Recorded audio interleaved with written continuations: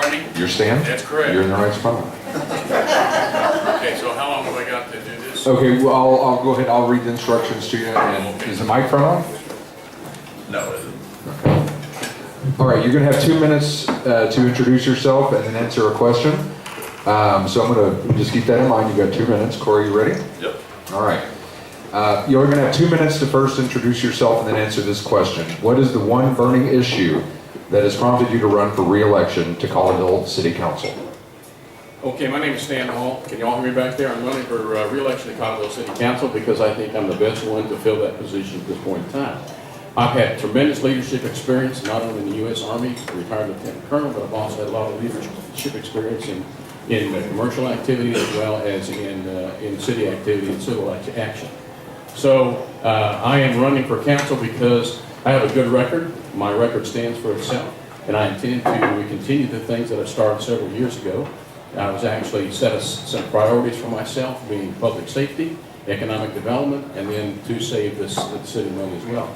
All of those are coming to fruition, and I think we need to continue to do that sort of thing. And what's the second part of the question again? What's the one burning issue that's prompted you to run again? And I think I pretty much stated that sort of thing already. The priorities are still public safety. Public safety has to be priority number one because without public safety, of course, you don't have any of those other priorities. Our second priority is economic development. As you know, economic development is taking off and things are beginning to happen. In Colleyville, momentum has been established with the Whole Foods market as they're coming in. And in addition, we are, look closer, okay. In addition, then the next burning issue is going to be infrastructure improvement, not only utilities but roads, and we're just starting to address those. We've already resurfaced many of the roads in residential areas, and some of you may be familiar with that. And now we're starting to address some of the major thoroughfares that are going through our city. So I have exactly 30 seconds left, and I think I'll cede my time back to Chris. Okay, Mr. Putnam. All right, you're going to have the same 2 minutes to introduce yourself and answer the same question. All right, good evening, everybody. Thanks for having us here. Chris Putnam, so I've lived in Colleyville for 8 years now in Northeast Tarrant County for about 20. My two sons are here, Tanner, who's 15, a freshman at Grapevine High School, my middle son, Cortland, who's 13. He's my campaign manager. First thing that I want to mention about my campaign, I go into bio, but this is the most important. I have the very critical endorsements from Texas for fiscal responsibility and of Julie McCarty, who's not here, and several of the other Tea Party leaders. Most of the folks that have really vetted both candidates and evaluated who is the most conservative choice for Colleyville have absolutely, fallen into my camp. In terms of the burning issue that got me involved in politics and into the election, it's property rights, property rights, property rights. I was personally impacted by some very questionable property rights decisions that the city has made with respect to sidewalks, medians, and trails. Right now, there's some burning issues going on with folks from Glade Road, many of whom are here today, where they are looking at the city actually applying eminent domain or forcing property sales in order to build sidewalks, medians, and trails, which is just absolutely crossing the line. And then there's another example from last year where the city just absolutely was deaf to residents that were impacted by an illegal sale of parkland in their own community, Ross Downs, a transaction that was eventually overturned. So there is this really disturbing trend going on in Colleyville these days where a lot of our city leaders, as a result of a lot of incumbency, Mr. Hall, for example, has never actually had an opposed election, are just getting extremely comfortable in their roles in city government, and they're making decisions that are just absolutely contrary to what most of us fundamentally believe as conservatives. There should be a lot of Calvin Coolidge fans here, right? He's kind of the father of modern conservatism. Calvin Coolidge says that property rights and individual rights are the same thing, and we're going to protect that when I'm on Colleyville City Council. Thank you. Okay, go ahead and stay up there. And for this next question, you're going to have 3 minutes. All right, I'd like you to name your top 3 priorities for Colleyville and how you plan to implement them. Wait, I gotta make it through. Oh. Sorry. I'm not sure this is on now. That's okay. Hold on just a second. We're getting the clock reset. You ready, Corey? Okay, the second question, Chris Putnam. Name your top 3 priorities for Colleyville and how you plan to implement them, including any programs you would cut or expand. You have 3 minutes. Yeah, so the the three most important functions of local government are, stands absolutely right. Public safety is number one. And Colleyville absolutely gets an A+ in public safety.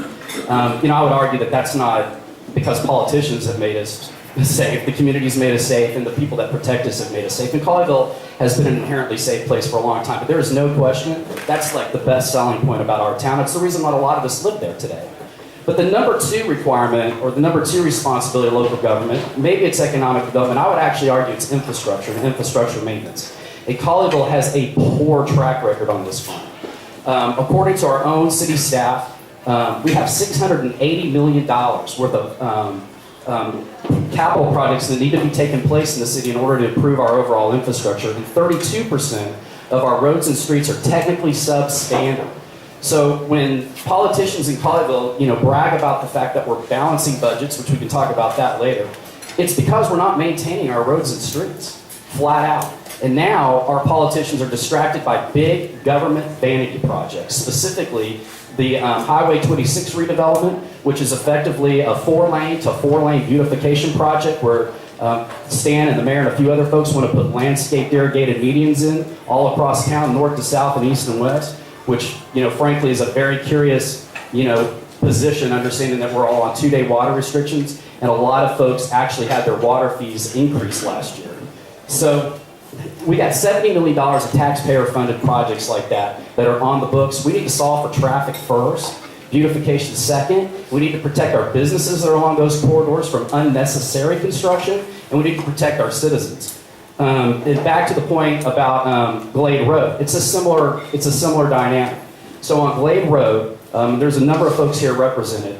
The argument is that we're going to spend $20 million in 10 years on redeveloping that entire stretch of corridor for lane expansion. But when you really dig deep into it, it's about sidewalks, trails, and medians. And a lot of folks who live particularly on the north side of Glade Road are going to have a 10-foot trail, in front of their house. And the city of Colleyville has an absolutely horrible record with sidewalks. For anybody that's ever spent any time in our city, we're famous for sidewalks to nowhere, right? And then, lastly, TexRail. And this doesn't get talked about enough, and most citizens aren't aware. There are going to be 40 to 60 trains rolling through Colleyville on a daily basis, and there is no benefit to our city. It's going to create a traffic problem, safety problem, noise problem, and most importantly, it's going to destroy the property values of the folks that live along that right-of-way. A lot of folks in city leadership, including Stan, will say there's nothing we can do about it. But folks like Giovanni Capriglione and some of our other state reps are absolutely fighting every day to stop TexRail and the massive taxpayer waste of money for commuter rail. It needs to be stopped. Thank you. Thank you. Well, thank you. Are we on here? Hello. Can you hear me in the back? I'm just reading this. What's wrong? What do you need? How many times? It's working. Good. Well, thank you, Marty. Let me read the question for you again. The question goes, do you name your top 3 priorities for Colleyville and how you plan to implement them, including any programs you would cut or expand? You also have 3 minutes. Okay, well, first of all, I still agree that the public safety is number one. And I should tell you that first and foremost, Colleyville is recognized as the safest city in Texas. That's not my data, that comes from SafeWise. And we're experiencing the lowest crime rate in 22 years. That's no accident because we have a professional police force. I personally volunteer as a citizen on patrol and also Colleyville Police Academy graduate. And a lot of hours every month to make sure this sort of thing continues to happen. So I know intimately what's going on with the police department. I also serve as vice president of the Colleyville Crime Control and Prevention District, and we have also served on a committee with Keller council members in order to combine the municipal courts of Keller and Colleyville. That has saved numerous thousands of dollars, and as far as I know, it's the first time the municipalities have participated in combining those municipal courts. And we're also doing the same thing with dispatch with Southlake and Keller as well as animal control. Colleyville has the lowest debt per capita of any city in northeast Tarrant County. You can check that out there on my table out there. I've got handouts for that sort of thing. And we have the lowest property tax rate, with the exception of Grapevine, of any city in northeast Tarrant County. Our budgets are balanced, our pensions are fully funded, and we have won awards for transparency in government for 3 years in a row, especially with auditing, and I serve on the audit committee. All of these things combined together is the reason that Colleyville has 3 AAA bond ratings, only 2 cities in the entire state with that distinction. And economic development is the second priority, and things are making good progress there. The entire council has made economic development their first priority beyond public safety, and things are being redone in order to do that. The third priority is infrastructure development. Chris is exactly right. There's a huge bill out there that we're going to have to somehow grasp. But you do that in the same way, and we're already planning to do that, you do that in the same way that you would approach a college degree. If you take the 4 years, it's overwhelming to think you're going to have to spend 4 years getting a college degree, but you just take one course and one class at a time. So what we're going to do is we're taking one road at a time, one street at a time, we're allocating funding for those streets, and we're getting them done. And that doesn't mean taxes have to go up because we're a pay-as-you-go government. We only spend the money if we have it to spend. The same thing's true on Glade Road. The reason it's taking such a long period of time is because nothing is going to get done until we have the money to pay for it. So those are my priorities. As stated earlier, this has been a part of my vision for the city since I was first elected. And I have been and will continue to be an integral part of the progress that Colleyville is making.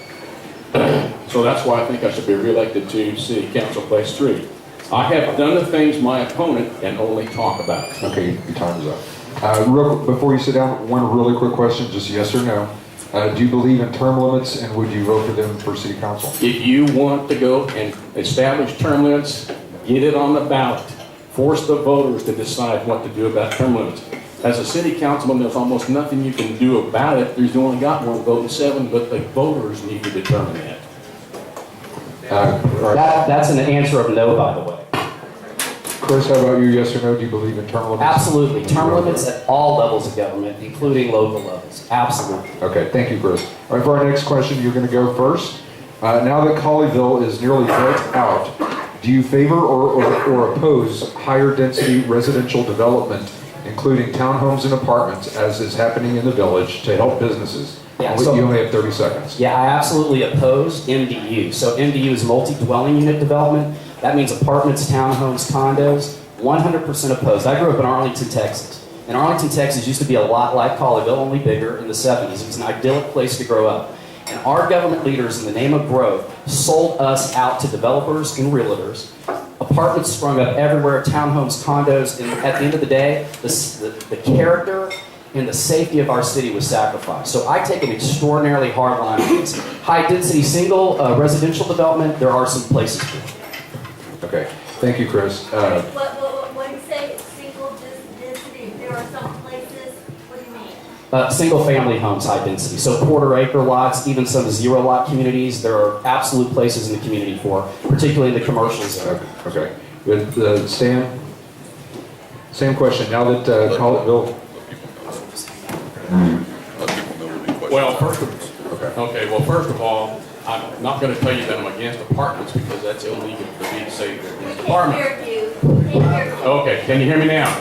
Okay, first of all, it is illegal to say that you're against apartments. Okay, so I can't say that as a city councilman. But I have to tell you that all of these structures he's talking about need to be well managed and put in transition areas where they can do the best good. And people do want some of these activities, and they do want some of these things. And I've got 5 seconds. All right. Thank you, Stan. The next question is for you also. Colleyville was originally planned to have its main roadways going north and south, with the east-west roadways being protected for residential use. Do you support the widening of Colleyville's east-west residential roadways and adding sidewalks to both sides of the roadways using eminent domain to do so? 1 minute. I do not support the use of eminent domain, but I do support the improvement of Glade Road. Okay, Chris, same question. Colleyville originally planned to have its main roadways going north and south? Yeah, got it. Yeah, so I absolutely only support the use of eminent domain in cases of blight or when it's a crime problem. By the way, Stan's position has now changed in the last week. He absolutely, and there's some folks that were at the Colleyville CEO meeting, said that we absolutely got to leverage eminent domain at Glade Road. In the last 2 weeks, the community's become very vocal about it.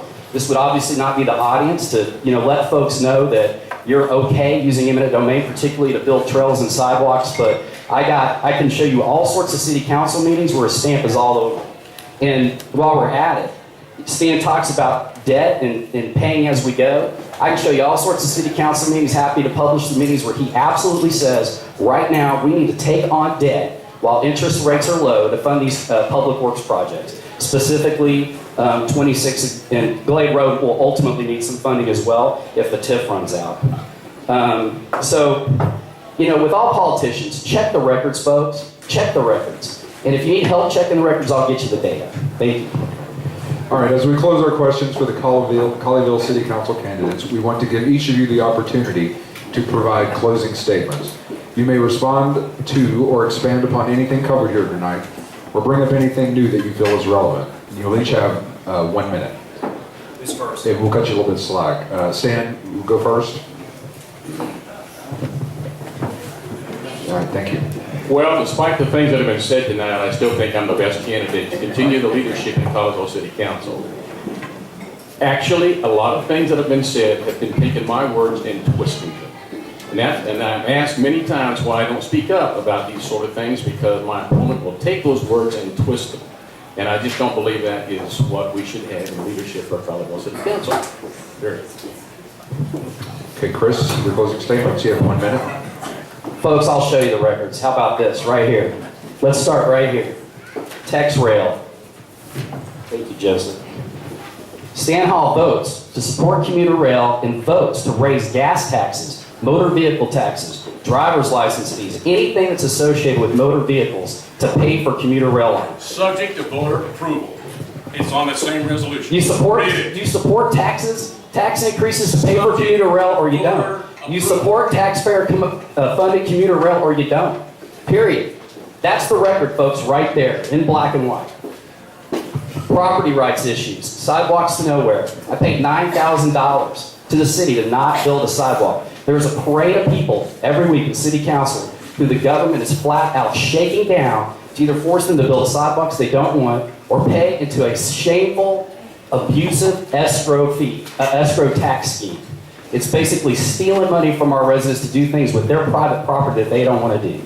Chris Putnam, fresh new perspective for city council. Thank you.